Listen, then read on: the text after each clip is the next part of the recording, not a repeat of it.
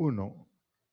Muy buenas tardes a todas y todos ustedes. Es un gusto saludarles desde este espacio del Instituto Politécnico Nacional, particularmente desde este Centro de Vinculación y Desarrollo Regional Unidad Culiacán. Como bien lo saben ustedes, hoy es el tercer día de actividades que corresponden a la segunda jornada cultural sobre diversidad sexual que esta institución ha organizado de manera coordinada con distintos organismos e instituciones de la región. Por ello, agradecemos particularmente el apoyo de la Secretaría de las Mujeres del Gobierno del Estado, del Instituto Municipal de Cultura Culiacán, de la Unidad Politécnica de Gestión con Perspectiva de Género, de la Unidad de Género de este centro. Por supuesto, agradecemos también la colaboración del Comité de la Diversidad Sinaloa Asociación Civil y particularmente para este día el apoyo del Congreso del Estado de Sinaloa. Gracias en verdad a todos ustedes por acompañarnos aquí en esta sala y también aprovechamos para saludar a quienes siguen esa transmisión a través de las redes sociales, es decir, de Facebook y YouTube con la liga @IPN Culiacán. Muy buenas tardes a todas y todos ustedes, particularmente este día es importante porque justamente hoy, 28 de junio, se conmemora el Día Internacional del Orgullo LGBT y qué mejor que con este evento que esta tarde nos convoca, con el título La diversidad sexual, una mirada desde el Congreso del Estado de Sinaloa, retos y oportunidades. La diputada local Almendra Negrete Sánchez impartirá la conferencia que este día nos convoca. Reconocida como activista social en favor de la inclusión y la igualdad, particularmente de la comunidad LGBT, la maestra Almendra Negrete ha sido autora y promotora de distintas iniciativas desde el Congreso de Sinaloa, entre ellas el matrimonio igualitario, tipificación de crímenes de odio contra la comunidad LGBT, identidad de género e impulsora de políticas en favor de las mujeres sinaloenses. Ella, si lo recuerdan ustedes, también nos ha acompañado en ediciones anteriores por el Día Internacional de la Mujer en virtud del alto desempeño que lleva en la Cámara local. Más recientemente, la diputada Negrete presentó una iniciativa de ley ante el Congreso del Estado para prohibir y sancionar cualquier práctica que promueva o se imparta a fin de corregir la orientación sexual e identidad de género de las personas, como terapias de conversión o terapias curativas, como las conocemos. La diputada Almendra Negrete es licenciada en Derecho y maestra en Derecho Constitucional por la Escuela Libre de Derecho de Sinaloa. Cursó también la maestría en Derecho Procesal Penal, Acusatorio y Oral en el Instituto Estatal de Ciencias Penales y Seguridad Pública. Es, además, doctoranda en Derecho por la Escuela Libre de Derecho de Sinaloa y especialista en Derecho Familiar. Como he dicho, actualmente es presidenta de la Comisión de Igualdad de Género y Familia del Congreso local en Sinaloa, además de pertenecer a otras comisiones. Por todo esto es un gusto tener aquí a la diputada Almendra Negrete. Por favor, adelante.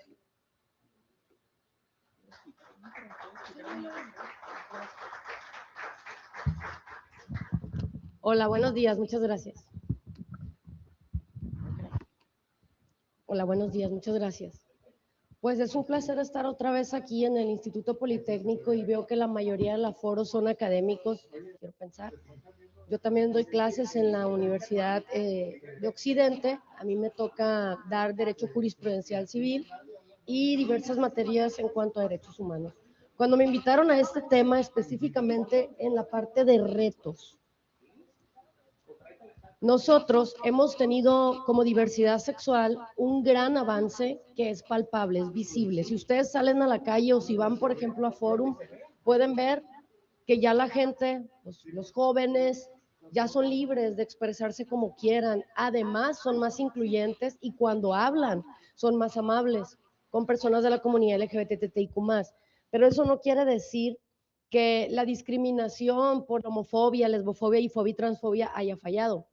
Por ejemplo, antes de entrar en la materia, les platico. Yo, siendo mujer y siendo abiertamente lesbiana, si bien tengo un curul, el curul que yo tengo no fue fácil. Si ustedes se fijan en los medios de prensa, yo tengo 7 haters. O sea, 7 personas que todos los días están encima de mí, todos los días están encima de mí. Al analizarlos, Los perfiles de esas 7 personas de diferentes espacios son exactamente lo mismo. Católicos, yo también soy católica, pero desde otro punto de vista, católicos, hombres, casi en la misma edad, y siempre me atacan lo mismo, ¿no? Lo mismo, lo mismo, lo mismo, lo mismo, lo mismo. Cuando hablamos de los retos que habían, no podemos dejar de lado la parte política. Aquí tenemos que entre nosotros a la licenciada Claudia Zazueta. Ella la menciono porque antes de hablar de los retos, quiero llegar al punto de por qué estamos aquí. Partimos de que el derecho es consuetudinario, el derecho se tiene que ir adaptando a los paradigmas y contextos sociales de la realidad tal cual, día a día, ¿no? Para que existiera yo, tuvo que existir Claudia. Claudia, en su momento, no me pariste, en su momento, cuando a ella le tocó dar la cara por la comunidad LGBTTIQ+, no estaba en el momento que estoy yo ahorita, donde un politécnico te abría las puertas para que vinieras a hablar de qué retos tienes, qué oportunidades encuentras, qué has logrado, qué puedes lograr. A ella le tocó cuando teníamos que decir, desde una postura eminentemente política, soy lesbiana. Ir a congresos donde no había una paridad, donde había una sola diputada mujer, si acaso 3, ¿no? Que era la Roselena Millán y así. Y tener que entre todos ellos entrarle a reformar el Código Civil en el 2013. 2010, 13 años ya pasaron, que fue un código de muy avanzada que incluía dentro del vientre subrogado y muchas otras leyes que ahora son realidad, pero eso fue hace una década, se tiene que ir avanzando. La lucha en el Congreso del Estado de Sinaloa ha sido una lucha muy complicada. ¿Por qué? Porque partimos desde que son 3 niveles de gobierno, ¿no? Pues lo que nosotros hacemos en el Congreso eventualmente tiene que ir a los gobernadores y eventualmente ellos lo tienen que publicar en el diario oficial. Y además tienen que bajarlo, les dan 60 días para que lo bajen y la política pública se adecue a los cambios que tú acabas de legislar, ¿no? ¿Por qué es complicado? Porque depende de la voluntad política del gobernador en curso. Con Maloba y anteriormente a él, la comunidad LGBTIQ+ vivió uno de los peores momentos de nuestra vida, donde pues hacían redadas, si sabían que estabas en un bar con tu pareja, te podían golpear, te secuestraban, te llevaban a barandillas, etcétera, etcétera, etcétera. Y por más que exigíamos un respeto igualitario, no lo había, porque inclusive estaba prohibido. Con Maloba, a mí ya me tocó estar contigo con Maloba, ¿verdad? Que ya íbamos al Congreso. Estaba la diputada Judith del Rincón, que presidía la misma comisión que presido yo hoy ahora, que es Igualdad de Género y Familia. Judith del Rincón tenía varios aliados, que eran pues los pro familia, los pro vida, pero al mismo tiempo la comunidad LGBTTIQ+, voy a hablar de partidos políticos, no, soy de Morena, pero no le voy a echar tanta salsa. En aquel entonces, pues sí, ¿no? En aquel entonces teníamos al PRD, que fue uno de los primeros partidos de izquierda. Hablo por qué, porque si te tengo que hablar de oportunidades y cuáles eran los retos, importa mucho la ideología política de cada uno de aquellos que están sentados en un curul. ¿Por qué razón? Porque solamente así puedes ir sacando adelante leyes. Algo que a mí, y para avanzar en esto, me ha dicho mucho el maestro Feliciano, es que nosotros como grupo parlamentario mayoritario no vamos a replicar viejas prácticas de estar mayoriteando, salve cuando sea muy necesario, ¿no? ¿Por qué? Porque aquellos quienes pusieron al PRI, al PAN, al PAS, a PT, a todos los partidos políticos, son parte de Sinaloa que decidió que su ideología comulgaba con la de ese partido. Entonces, en el Congreso están representadas democráticamente. Por ende, tienen que ser escuchadas todas. ¿Okay? Pero volvamos al pasado. Cuando estaba Judith del Rincón, muchas veces nos acercamos a ella a pedirle que abriera, ni siquiera que lo legislara, que abriera el diálogo en cuanto a los matrimonios igualitarios. ¿Por qué razón? Porque ya eran personas adultas mayores que estaban falleciendo, que perdían sus bienes, que no tenían acceso a seguridad social, que no tenían, por ejemplo, aquellos diabéticos insulina, aquellos con cáncer tratamiento, porque no tenían derecho del cónyuge. Judith del Rincón era una persona, en paz descanse, todos mis respetos para ella, una persona extremadamente de ultraderecha, que lejos de atendernos, simplemente no nada más nos bloqueaba, sino que aparte nos invisibilizaba, nos minimizaba, se burlaban de nosotros cada que llegábamos y nos íbamos, amigos de nosotros que eran asesores, nos decían, no manches, ¿cómo te tronaron? No, hombre, hablaron pestes de ustedes, nomás se fueron, trapearon con agua bendita donde pisaron cuando llegaron, así pues. Ya nos ha pasado. Bueno, eso fue con Judith del Rincón. Inclusive, ya pues en esa legislatura teníamos de aliades a Imelda Castro, teníamos a Sandra Lara y nada más, ¿no? Maestro Cuen, pero nunca nos ayudó. No. Sandra e Imelda fueron los únicos que nos ayudaron. Era el Robespierre, no era el Robespierre. Bueno, es que hace muchos años no tenemos tanta memoria. Sandra Lara, inclusive, ella institucionalizó el día 17 de mayo como el Día en contra de la homofobia. Cuando llegó Andrés Manuel ya le puso homofobia, bifobia y transfobia, pero ahora se tiene que cambiar a lesbofobia, bifobia y transfobia. Pero bueno, de hecho ahí se pueden dar cuenta que eran diferentes bancadas, ¿no? ¿Qué pasa cuando llega la siguiente legislatura? A la siguiente legislatura, después de Judith del Rincón, la que tenía la misma comisión era una de las Irmas, tenía Jucopo, ¿no? Irma Tirado tenía Jucopo. La fuimos a visitar varias veces, le mando un saludo a Irma. Nos tocó muchas veces confrontarnos. Cuando estaba Irma Tirado en la Jucopo, íbamos a buscarla, pero ella sí nos atendía, era priista. Sin embargo, nos atendía, pero nos decía, cállense, no hablen, no digan nada. Habían entonces algunas personas que se dedicaban al activismo que se acercaban a nosotros, pero nada más a tomarse fotografías. Nos utilizaban como capital político para simular un tipo de inclusión, ¿no? Nos prometían que íbamos a hacer JDCs, que íbamos a hacer amparos de matrimonio igualitario y empezó el calvario. Con Irma, pues no avanzó nada, pero aprendimos mucho de cómo debería de avanzar. Llega la oleada del 2018, llega Morena, a nosotros nos mandan a trabajar con ellos, ¿y qué es lo que hace? Bueno, a mí en lo personal, no a los demás, y empezamos a ver por dónde entrarle a temas como matrimonio igualitario, identidad de género, tipificación de crímenes de odio. Pero, ahí va otra vez el pero. Ya nos habíamos dado cuenta en dónde estaban los bloqueos y tuvimos que hacer una estrategia de tijera. Vas a venir tú también para que hables el otro pedacito, ya cuando fuimos a los amparos. Ok. Los amparos fueron necesarios. ¿Por qué razón? Porque aunque teníamos mayoría en Morena, las personas que estaban sentados en Morena, no todos comulgaban con Morena. Con un pedazo de Morena, sí, pero con el otro no.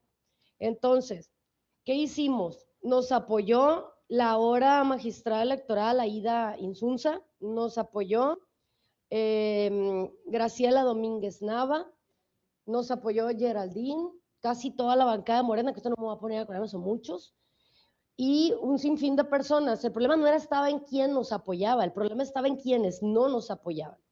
Por ejemplo, empezamos a meter amparos de matrimonio igualitario, que aunque crean que son fáciles, no lo son. No lo son porque cada uno de los casos es diferente y es un caso concreto. Para esto tú tenías que ir a registro civil y decir, me quiero casar, te lo iban a negar y ya procedías a interponer un amparo. Empezamos a meter amparos, pero lo que nosotros necesitábamos era una estrategia tijera. Es decir, que Graciela Domínguez Nava se aventara a meter las iniciativas de matrimonio igualitario que habíamos propuesto nosotros, porque nos dijeron, tiene que venir de ustedes como sociedad civil. Nosotros la vamos a abrazar y le vamos a empujar. Entonces, al mismo tiempo, como sociedad civil, empezamos a hablar con todos los de la comunidad LGBTIQ+, pásale, niño. Empezamos a hablar con todos los de la comunidad LGBTIQ+, y empezamos a meter amparos en individual a parejas. Nosotros, ¿qué necesitábamos con esos amparos? Que si no se legislaba en el Congreso, entonces se diera la jurisprudencia por reiteración, y para eso ocupa 5 amparos de manera reiterada en el mismo sentido, pero tenían que irse hasta los colegiados de Mazatlán, y ahí conocí los colegiados de Mazatlán. Entonces, problema número 2, cuando ya llevábamos 4 y Graciela iba a subir matrimonio igualitario, hablamos en la noche por teléfono y me dijo, no tengo los votos. No me van a dar los votos, voy a hacer matrimonio igualitario mañana, pero no van a dar los votos. pero lo voy a subir por múltiples razones: visibilidad, sensibilidad, representación, notas de prensa, porque cuando tú haces un ejercicio de ese tipo y la prensa te lo publica, ¿qué sucede? Que las personas empiezan a hablar de eso, pros y contras, y vas avanzando como sociedad. Entonces, Graciela Domínguez Nava decide subirlo junto con todo el grupo parlamentario de Morena, aun cuando ella sabía que no tenía los votos. Empezamos a hacer el cabildeo, nosotros desde sociedad civil, empezamos a ir con todos los diputados: por favor, vote con nosotros. Hubo quienes en la 63 legislatura eran nuestros aliados, pero fueron bien honestos. Yo soy institucional, te voy a apoyar, pero no voy a votar contigo. Por ejemplo, el Quechu, que era muy amigo mío de la Escuela Libre de Derecho, él nos pagaba vuelos a conferencias, noches de hotel, cursos, todo lo que ustedes quieran. Yo los apoyo, estoy como la diversidad sexual, pero soy institucional. Yo no voy a votar con matrimonio igualitario porque soy institucional. Mónica también así lo fue. No así Sergio Jacobo, en paz descanse también. Con Sergio Jacobo era un pleito eterno. Es más, hasta la última vez que lo vi, había pasado la 63 legislatura, nos agarramos en la radio. Excelente el señor, de una capacidad mental impresionante, pero era homofóbico. Total de que Graciela sube a votación matrimonio igualitario y lo perdimos por 2 votos. Y porque a Morena nos traicionaron como 5 personas. ¿Qué aprendimos de ahí? Que Graciela lo que quería es que nosotros promoviéramos una acción general de inconstitucionalidad y demandáramos al Congreso por omisión legislativa, que era la otra parte. Pues te dije que tú lo podías decir el viernes, la parte de callado. Entonces también era parte de la estrategia de nosotros. Ella lo que quiso hacer es darnos las herramientas legales para nosotros, siguiendo los procesos, poder avanzar. Empezamos a meter amparos y cuando porque son 2 tipos diferentes de amparos, ¿no? Era uno donde las personas decían: oye, no me puedo casar, y era otro diferente una vez que se votó el matrimonio igualitario en contra el Congreso del Estado por omisión legislativa, por una sola razón: por una acción general de inconstitucionalidad. Teníamos que tener el timing político exacto, por eso se subió en ese día a votación. Fue 2 días después de la marcha de la diversidad de Sinaloa. 3, sí, domingo, lunes, martes, sí. Bueno, ahorita voy a entrar a eso de retos y oportunidades por una razón. Resulta y resalta que cuando ya estaban en los colegiados, al momento que el señor gobernador se entera que ya teníamos 4 en el mismo sentido, nos empiezan a hacer un cuello de botella. Nos empiezan a hacer un cuello de botella aquí, en los de los distritos. ¿Para qué? Para que no subieran a los colegiados. Y nos faltaba 1.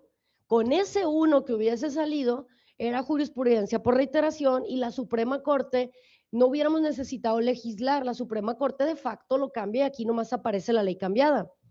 Pero entre que teníamos el cuello de botella aquí y habíamos perdido allá y empezamos el tercer calvario, que era la omisión legislativa, pues todavía se daban las discusiones de por qué matrimonio igualitario y no otras iniciativas, que era el tipo penal de crímenes de odio. Para esto, el doctor Ríos Estavillo había sido mi maestro en la Libre Derecho y mi sinodal, de hecho, y asesor de tesis. En aquel entonces se acaba de reformar la ley de amparo y había incluido que ya no nada más necesitabas el interés jurídico para poder entrarle a un litigio, sino que también podías hacerlo por medio de acción colectiva alegando interés legítimo. En una plática, él me dice: mira, Almendra, tenemos tantos crímenes de odio, pero aquí no se llaman crímenes de odio, aquí son asesinatos a personas que son de la comunidad de la diversidad sexual LGBT. ¿Qué necesitas hacer? Primero, entender que de los que tenemos, la mayoría son personas transexuales o transvestis, primero que nada, ¿no? Y necesitas la ley de identidad de género. ¿Por qué? Porque si encontraban a una persona que había sido asesinada vestida de mujer, ellos decían en la prensa, en todos lados: hombre vestido de mujer, cuando ya era una persona transgénero. Para eso teníamos que tener la identidad de género ya legislada con infancias trans, que somos uno de los únicos estados del país que las tenemos. Te voy a entrar a ese punto. Para poder hacer eso, de tener el tipo penal de crímenes de odio, la senadora Imelda a mí me apoyó, estuve varias veces en el Senado, hablé con muchos especialistas, revisé derecho comparado, nos invitó varias veces al Senado, hicimos foros, no fue nada más fast track, solo que eso no lo ponemos en la prensa, ¿no? Empezamos a estudiar el tema de por qué en Veracruz, por ejemplo, el tipo penal de crímenes de odio no podía ser judicializado, porque mataban a una persona, de cuenta que yo mato a la clase y al momento que decían, fue crimen de odio porque es lesbiana, yo que contestaba, no, yo la maté porque me debía dinero, me caía gorda, no porque sea lesbiana. Entonces ya no era considerado crimen de odio. ¿Cómo fue que lo pudimos hacer en Sinaloa y por qué el ejemplo de aquí, que es una de las oportunidades, de aquí se toma para otros estados? ¿Cómo fue? Analizando los feminicidios. Porque los feminicidios de mujeres cisgénero, al momento de estudiarlos, tenían características muy clave. Y todas ellas van encaminadas a una sola cosa, que te quiten la dignidad.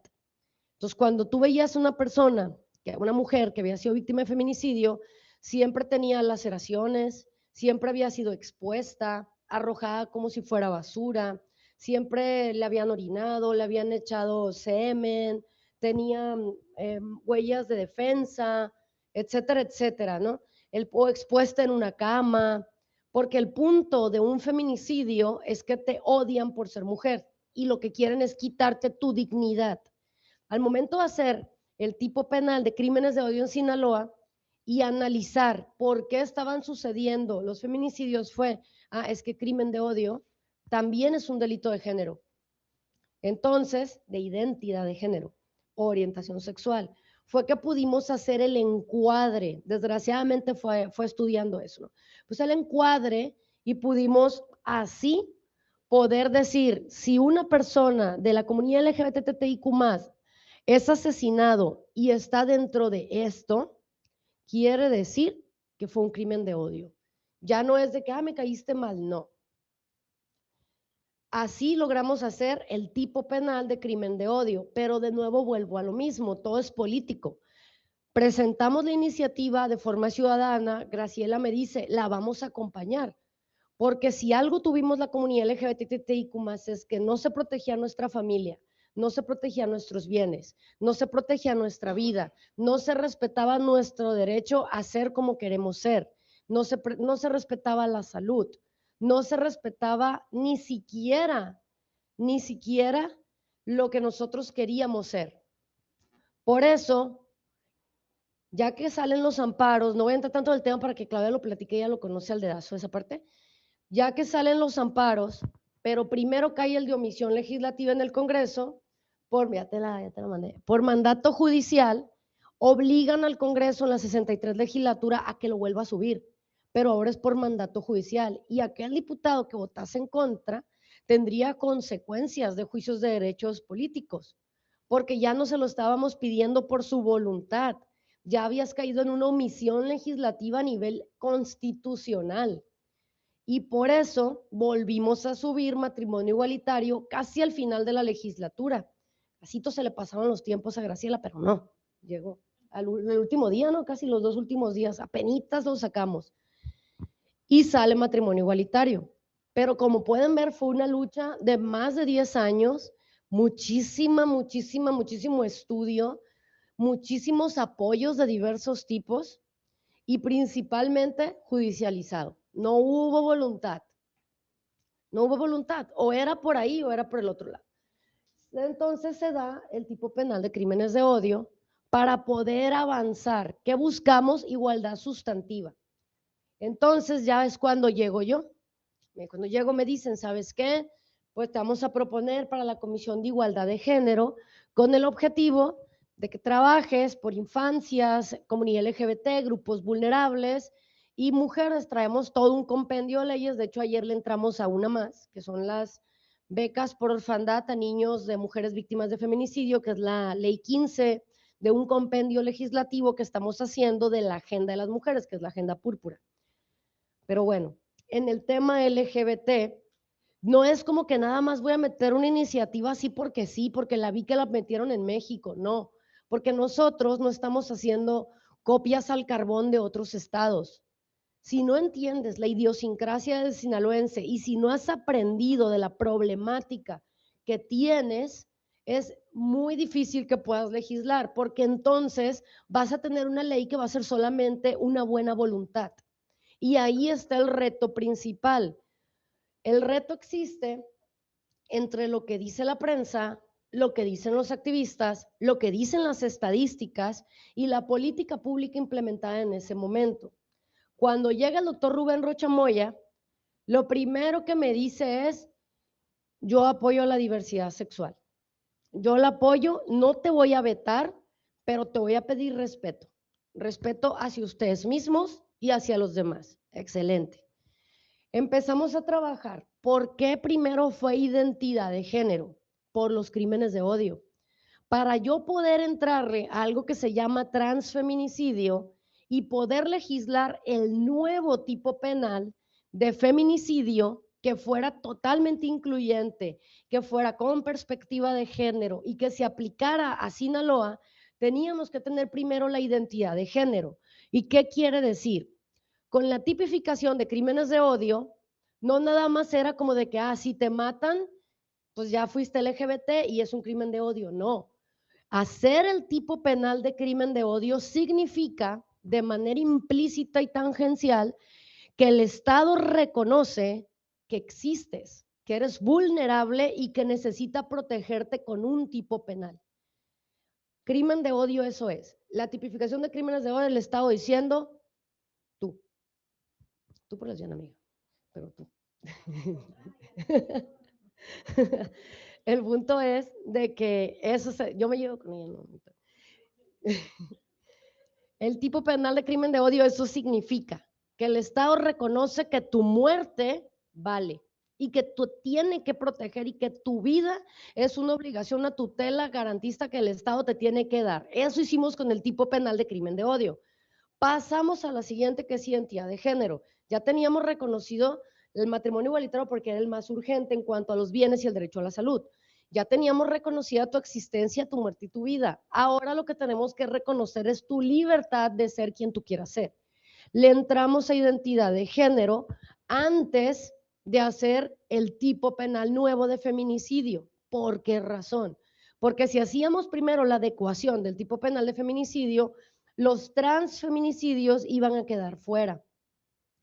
En identidad de género era muy complicado poderla legislar. De hecho, todavía lo es en muchos estados. Máxime que somos de los únicos que incluimos las infancias trans. Y los grupos pro familia se dedicaron a hacerle pensar a la sociedad que al momento que yo te digo que voy a defender una infancia trans, es que quiero hacer niños trans. Y así no es. Es defender a un niño trans, que son los que tienen el mayor índice de suicidios, son los que se la llevan más mal, son los que son golpeados, bulineados, etcétera, etcétera. Son las víctimas más inocentes que tenemos la comunidad LGBTTIQ+. Entonces, para poderlo lograr, subimos la despenalización del aborto y la interrupción legal del embarazo en una estrategia política que hizo el maestro Feliciano. Dijo, vámonos con los dos. De una vez me dijo, órale, el 8 de marzo va a subir. Casi me infarto y me desmayo varias veces porque era un trabajal. Yo tengo canas. Pero es que fue muy complicado, muy complicado. Casi nos reventaban el Congreso varias veces, me llegaron un montón de veces coronas de muerto a mi casa, me rayaron el carro, me lo llenaron de orines de gato. Bueno, una brutalidad de agresiones que tuvimos. Fue la primera vez, bueno, fue la segunda vez que el gobierno me pone escoltas. Por esa razón, porque tuvimos que entrarle con los dos. Y a ver, pro familia, ¿cómo le vas a hacer? O peleas por uno o peleas por el otro, porque el otro lo metimos así como sandwichito, pues, órale, que se vaya. Entramos a la despenalización del aborto, la interrupción legal del embarazo y al día siguiente, identidad de género con infancias trans. Afortunadamente, 3 días antes, en Ciudad de México me tocó conocer al ministro Arturo Saldívar, que él estaba comentando que había hecho unas declaraciones en cuanto a la libre desarrollo de la personalidad y a las infancias trans. Inmediatamente nos trajimos el argumento a Sinaloa y fundamentamos que tenían que ir incluidas las infancias trans por tal motivo y además protegidas directamente por el DIF y además poniendo al centro el interés superior de los menores. Entramos con identidad de género y se logra identidad de género con infancias trans. Para eso entramos en otro periodo de socialización enorme, que era el educar, y que eso es algo que yo le agradezco mucho al señor gobernador. Cuando le llegan a él los decretos, en una reunión, que eso es un reto que un gobernador te apoye, en una reunión estábamos en una mesa de herradura, pero adelante de mí estaban las profamilias religiosas y me empiezan a decir que les daba asco, que guácala porque estaban sentados a un lado de mí, y estaba una de las feministas que es la Corina, que se levanta y dice, yo me llamo Corina y tus discursos de odio me dan asco, les dice. Yo nomás vi al señor gobernador que agarra el micrófono y dice que él respeta a todos los tipos de sinaloenses y a todas las familias. A los días aparece decretado ya identidad de género con infancias trans. Yo no sé si el hecho de que él viera cómo nos atacaban directamente y que les valiera que ahí estaba el gobernador sentado y que enfrente de él nos atacaran sirvió para que eso fuera, o si el gobernador simplemente ya lo iba a hacer. Pero la realidad es que lo hizo y se respetan aquí los más vulnerables que son las infancias trans. Sigue avanzando el tema y empezamos otro proceso de socialización, que es ya entrarle a la armonización federal legislativa, que es donde ya entramos en oportunidades. ¿En qué nos beneficia que Morena sea mayoría en todos lados? Que puedes levantar el teléfono y hablar. En eso, yo soy secretaria nacional del partido en tema de diversidad sexual, yo estoy en el CEN. En eso, hablo con el senador Cabrioto, senador Imelda, y ellos van a meter Ecosix en el Senado. Oye, éntrale, ayúdanos a desarrollarlo, que no sé qué, lo vamos a defender. Citlali Hernández lo defiende allá, que es una de las oportunidades que tenemos en el Congreso del Estado de Sinaloa. Tener la voluntad política de aliados que nos pueden bajar una línea política, que pueden abogar por nosotros, que le pueden hablar directamente a la bancada, como es Citlali Hernández, que es nuestra secretaria general. Presentamos Ecosix, bueno, primero presenté yo una de Ecosix, fue como ciudadana. Cuando se logra en el Senado, que fue en octubre del año pasado, seguimos avanzando en la visibilización y en el Senado se pone una placa que habla de la lucha de la comunidad LGBTIQ+, que la hizo la senadora Imelda en conjunto con otros actores políticos. Misma que ahorita en Congreso del Estado se va a poner. Ya se quitaron las que decían un montón de nombres de diputados, se mandaron fundir, pero nosotros, Congreso del Estado de Sinaloa, queremos llevarlo más allá, no solo a los LGBTs, sino a todos los grupos vulnerables. Por ejemplo, a las rastreadoras, a las mujeres campesinas, pescadoras, a las personas con discapacidad, con talla baja, etcétera, etcétera. Y ahora se va a poner una placa que diga a la lucha de todos los grupos vulnerables y bla, bla, bla. Todavía no sé cómo va a decir, pero es la idea. Justamente por eso, las oportunidades que tenemos, habiendo sido un partido mayoría. Dije que no iba a hablar tanto de Morena más que lo esencial. Entonces, Ecosix sube, se vota, está en San Lázaro y empieza toda la campaña de socialización. ¿Qué es un Ecosix? De hecho, estaba mal Ecosix, lo corregimos aquí, es Ecosieg, que es los esfuerzos para corregir la identidad de género o la expresión de género. A todos nos pasó. A mí, por ejemplo, cuando yo dije que era lesbiana, me leyeron la Biblia, yo también la leí. Los católicos cuando van al Congreso, estoy parada y no me doy cuenta y tengo una bolita de gente orando alrededor de mí, cosas así. Sí, está bien chistosa, a la Merari también le pasa. Y a los que son de la comunidad que están aquí, yo sé que les han pasado que te voy a llevar al psicólogo, pero no te llevan al psicólogo para que te digan, oye, te apoyo en lo que tú decidas, dime cómo te sientes. No, lo que tú haces está mal, es pecado, estás enfermo, eres un engendro, te vas a morir.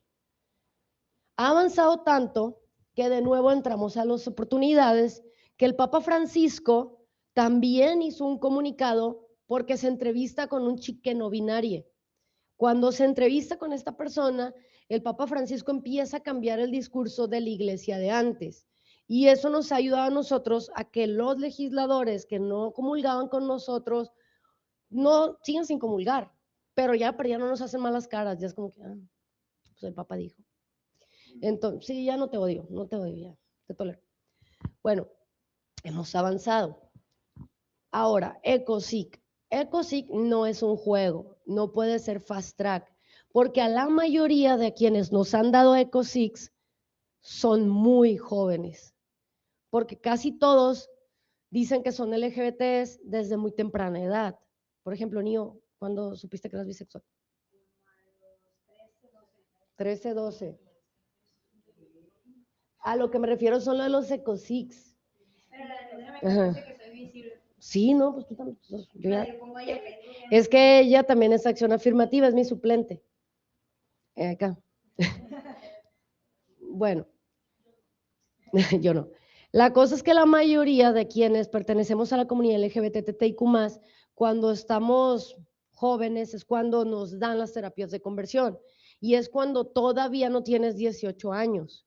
Entonces, ¿qué tenemos que hacer? Prohibirlas hasta que tú puedas tener el libre albedrío y tener la capacidad de decidir por ti mismo si las quieres o no las quieres. Pero de joven, si te las dan, no tiene que ser para decirte que estás mal. Si te llevo al psicólogo, tiene que ser para apoyarte. No te voy a dar una terapia. Te voy a decir, oye, te apoyo, cómo te sientes, en qué te podemos ayudar, empodérate, sube tu autoestima, etcétera, etcétera, etcétera.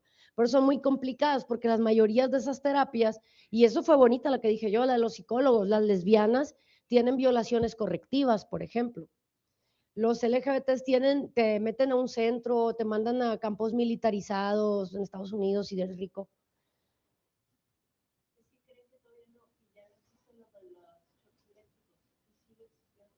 También. Siguen existiendo. O sea, entonces la gente sigue pensando eso ya no pasa. Y siguen existiendo los lugares que son disfrazados con situaciones de drogas, de rehabilitación, y finalmente lo que están metiendo personas dentro del espectro LGBTI más y para curarlos. Entonces, ya Carlos. Háblame. Bueno, el punto es que las ECOSIC en realidad no son para obligar a nadie a que sea LGBT, son para prohibir que te digan que no lo eres. Te tienen que dar una terapia para ti, integral, para tu desarrollo humano, tu libertad. Y son tan peligrosas porque es justamente en esas terapias donde una persona decide seguir con su vida o perder la vida. Es justamente esa terapia que te dan la que va a determinar tu autoestima. Es esa terapia que te dan la que te va a decir cómo enfrentarte a la sociedad. Por eso se deben de prohibir esas prácticas. Nosotros le llamamos esfuerzos para corregir, porque en realidad la Organización Mundial de la Salud dijo que la homosexualidad, la lesbofobia, perdón, el lesbianismo, la bisexualidad, los trans, no es una enfermedad, no es un problema mental, no hay nada que curar. Por eso, como no hay nada que curar, es innecesario que exista un esfuerzo para corregirlo. Antes de llegar a eso, empezamos con la ley de acceso de las mujeres a una vida libre de violencia. Le entramos con la parte de prohibir la violencia mediática y la violencia digital. ¿Okay? Ahí, ¿qué es a lo que le entramos? Le entramos justamente a incluir a las mujeres que hayan hecho su cambio de identidad por medio de un procedimiento administrativo. Pero fuimos más allá, lo pusimos en el glosario. Cuando se define mujer, abajo se pone, se entenderá también que una mujer es aquella que haya tenido su cambio de identidad por medio de un procedimiento administrativo, lo que hace que seamos el único estado de la República donde las mujeres trans que han hecho su cambio de identidad de manera legal sean consideradas y respetadas a vivir su vida libre de violencia, lo cual está muy bonito en la ley, pero ahora lo tenemos que bajar a la realidad que vivimos. La ley ya te dice que la ley de acceso a mujeres a una vida libre de violencia te incluye, ahora lo tengo que bajar para que aplique a nosotras las lesbianas, a bisexuales, a transgénero, etcétera, etcétera, etcétera, etcétera. ¿Por qué les estoy diciendo que fueron en ese orden? Porque no puedes llegar con una sociedad y meter de una iniciativa porque va a ser disruptiva. Tienes que ir llevando procesos de socialización, ir adecuando los marcos jurídicos. Yo les llamo leyes ancla. Una te permite jalar a la otra. Como identidad de género permitió jalar a la ley de acceso. O como, por ejemplo, el tipo penal de crimen de odio jala a la ley para prohibir la discriminación. Ahora nosotros a las 3 de la tarde vamos a dictaminar ECOCIEG y es probablemente que si hay la voluntad de las fuerzas políticas del Congreso, que el jueves esté votándose. O sea, mañana es la idea. Además de eso, falta la otra parte, que esa apenas presentamos la iniciativa ayer, que es la prohibición de los discursos de odio. ¿Por qué? Con matrimonio igualitario ya te respeté tu derecho a tener familia, a poder heredar, a tener acceso a la salud. Con identidad de género ya respeté tu libertad de ser como tú quieras ser, ya protegimos a las infancias. Con el tipo penal de crimen de odio ya le entramos a respetar la vida. Con el tipo penal de identidad de género entramos con el feminicidio, el nuevo tipo penal, que dentro de todas las novedades que tiene, como que te echen ácido, como de que un chofer de Uber te secuestre, incluimos un montón de características, incluimos transfeminicidios también. Se entenderá por mujer y otra vez lo mismo. Una ley ancla jala a la otra. Ahora, ¿qué es lo que sigue? Ya vamos a prohibir las terapias de conversión y los esfuerzos para corregir la identidad de género, orientación sexual o expresión de género. ¿Qué sigue? Yo te puedo decir que te prohíbo que seas homofóbico, te puedo prohibir que seas lesbofóbico, cualquier cosa de discriminación o homofobia, pero no te puedo decir cómo me trates con respeto, a menos que de ti nazca tratarme con respeto. Si no lo haces, pues la ley te lo va a requerir. Por eso, la prohibición de los discursos de odio es muy importante, porque la mayoría de los discursos de odio los hacen funcionarios públicos o se hacen desde una tribuna. Y es por eso que se deben de prohibir. Pero ahí hay es un debate muy delicado, porque hay una muy delgada línea para definir desde dónde estás haciendo el ejercicio de tu libertad de expresión y dónde empezaste a dañar a una persona.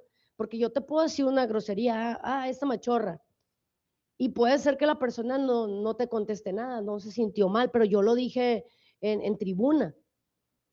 No te sentiste mal, pero te estoy vulnerando tu dignidad y puede ser que como te señalé con ese discurso de odio, ahorita que salgas, te maten a una persona LGBTofóbica.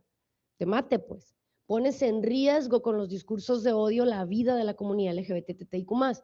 Por eso ha sido tan complicado y vamos a tener unos foros de socialización, si nos gusta apoyar, maestro Carlos, para la realización, sí, ya lo vi que está, te lo vi, para la realización de justamente esta iniciativa, que es discursos de odio, porque aquí no tiene que ver la prensa no va a entrar en esto. Esto es para aquellos funcionarios públicos. De nuevo vuelvo a las leyes ancla. En la ley de acceso a las mujeres a una vida libre de violencia, cuando hicimos la prohibición de la violencia digital o mediática, le entramos a una parte institucionalizada que prohíbe que todos los anuncios o comerciales o infomerciales que haga gobierno del estado de Sinaloa no pueden tener ningún tipo peyorativo en cuanto a las mujeres o la comunidad LGBTIQ+. ¿Por qué? Porque se difunden de manera oficial y esos serán discursos de odio, pero con esa y el antecedente de esa logramos la que sigue. No podemos tener un gobierno que dé discursos de odio en un Sinaloa que debe de ser igualitario, incluyente y el que está luchando por la igualdad sustantiva. ¿Qué oportunidades tenemos? Desde el Congreso del Estado de Sinaloa y con Agenda Púrpura hemos trabajado de manera transversal con el gobierno del Estado de Sinaloa, que nos permiten estar viendo estadísticas, espacios de oportunidad para poder crear política pública, porque no toda nos compete a nosotros.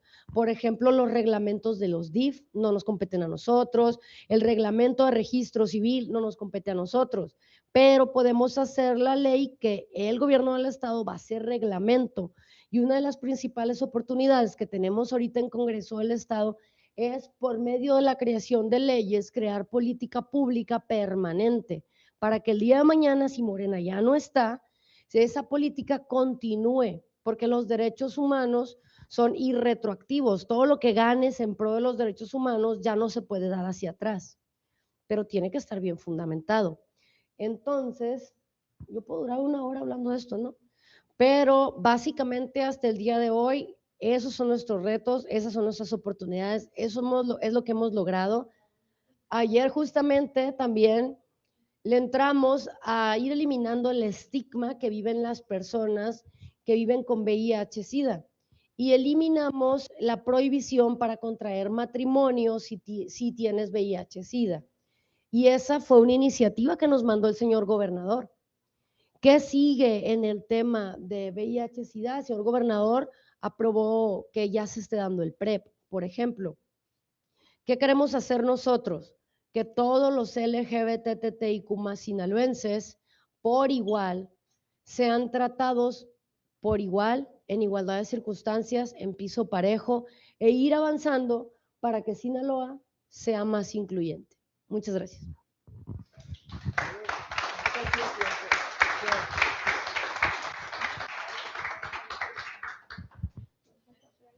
Muchas gracias, diputada Almendra Negrete, por tu intervención.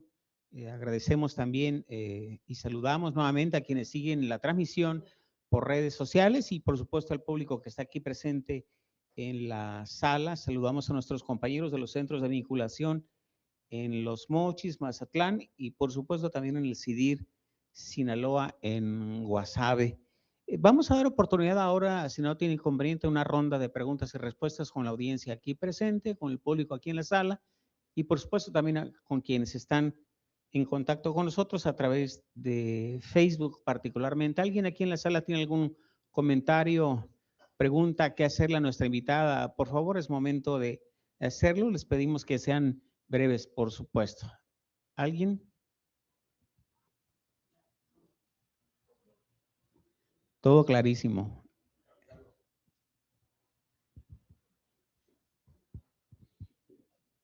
Ante todo, muchas felicidades por esta conferencia y por todo el trabajo como parte del Congreso que forma parte.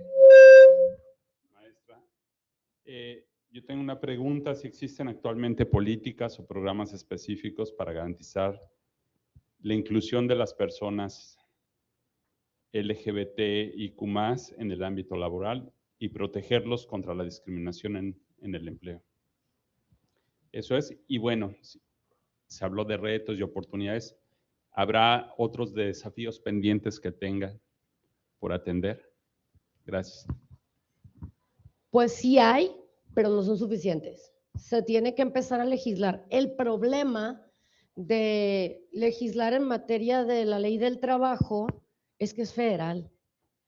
Esa no es estatal, tiene que ser allá. Lo que vuelvo a lo mismo, los retos y oportunidades.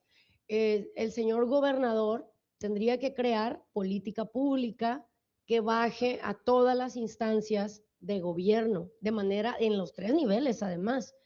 Sin embargo, no sé si se han fijado, pero en la prensa ya casi no salen temas de discriminación laboral institucionalizada porque se atiende de manera inmediata cuando eso sucede.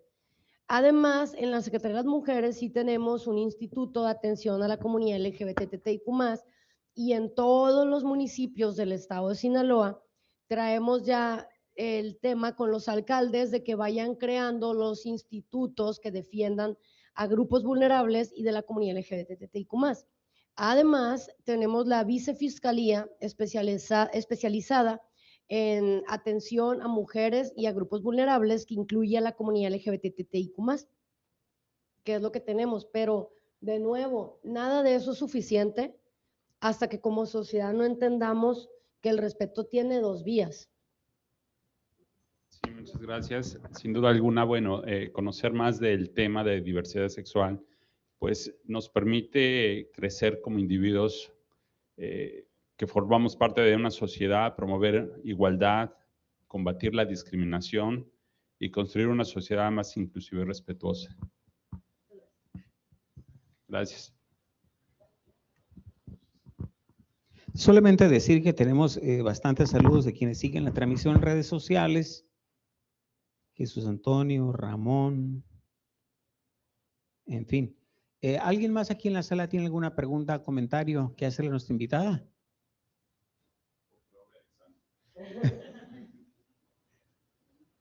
Paul Angulo.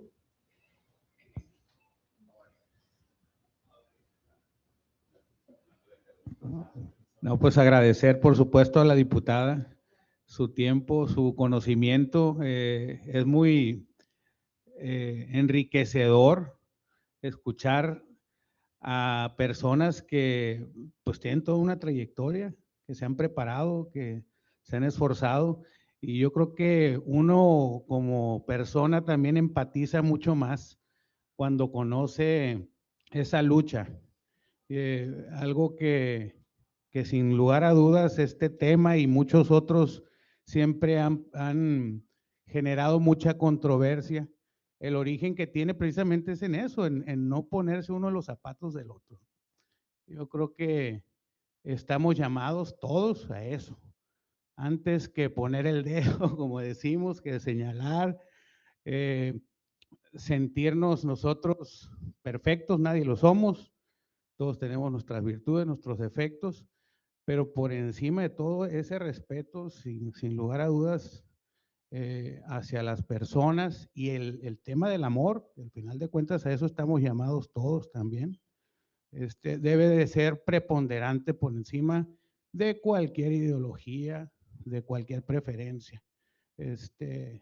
Abrazamos esa posibilidad y pues le agradecemos mucho, insisto, que nos acompañe en el Politécnico Nacional. Muchas gracias. ¿Alguna otra pregunta, comentario de la audiencia? Muchas gracias.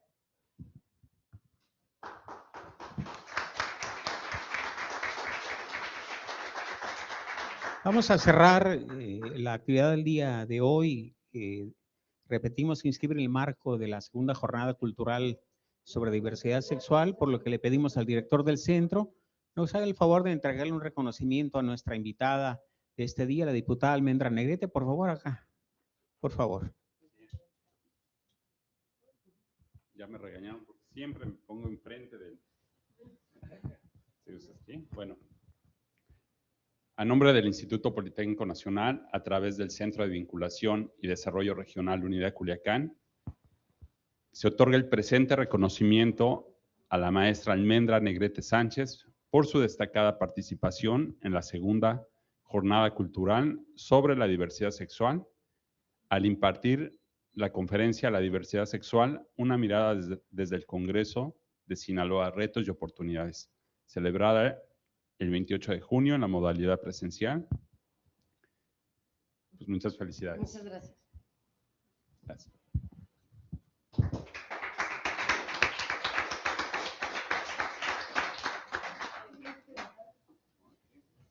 Nada más recordarles finalmente que el día de hoy por la tarde tenemos cine. Hoy vamos a presentar la película Los Chicos de la Banda, una obra teatral que fue llevada a escena, a película, pues. Hoy la vamos a presentar a las 7 de la noche aquí mismo en la planta baja. El día de mañana, jueves, ya, ¿verdad?